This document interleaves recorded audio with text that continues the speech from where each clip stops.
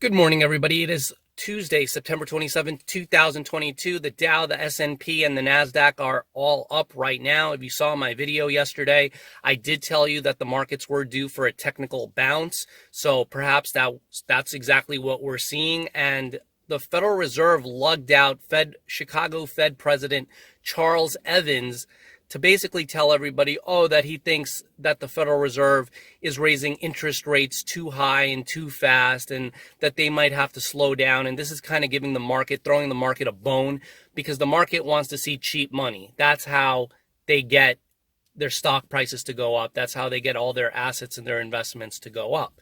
So by him saying that, they basically threw the market a bone. And now, all the investors are a little bit calm right now, and they're like, oh, wait, the Federal Reserve might not be so hawkish. I don't really think so. Inflation is pretty high right now. It's hurting a lot of people. It's hurting a lot of people's pocketbooks or wallets or what have you. And it's causing a lot of pain to the average American. So the Federal Reserve, in my opinion, still has to remain hawkish. And the more hawkish they are, the lower the stock market's going down. And the lower the stock market's going down, there's going to be layoffs. There's a lot of companies that piled up a lot of debt when money was cheap. And now that money is expensive, it's going to be difficult to pay it off. Hell, it's going to be difficult for the United States government to pay it off at $30 trillion in debt.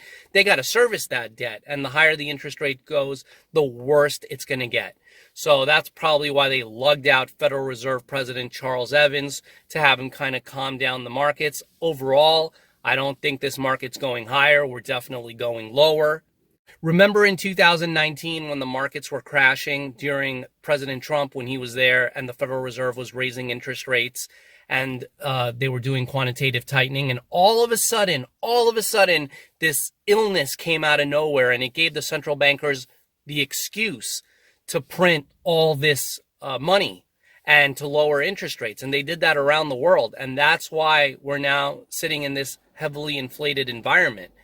And they can't do it anymore because the Fed is stuck between a rock and a hard place. If they keep raising interest rates and they keep doing quantitative tightening, then the stock market's going to collapse and there's going to be layoffs. And we're already in recession. Technically, we're already in recession. So look out for a point where they're going to start quantitative easing and they're going to reduce the interest rates. But when they do that, the US dollar is done. It is completely toast and the empire is done. So I know what you're saying. How do you know this sitting in your car? But they don't know this. Oh, trust me, they know it. And that's why you always got to remain vigilant. You always got to be watching what's going on because they will tell you everything is good up until the last second. Just like in Vietnam, right before Saigon, all the generals were saying, oh, the war is going fine. The war is going great, until they can't hide it anymore. And you just saw it in Afghanistan. Right before Kabul fell, they said everything's going great until they couldn't hide it anymore. So they're going to keep telling you everything's great until they can't hide it anymore. Inflation is too high. So the second the Federal Reserve announces that they're going to go back to quantitative easing and lowering interest rates, the US dollar is done.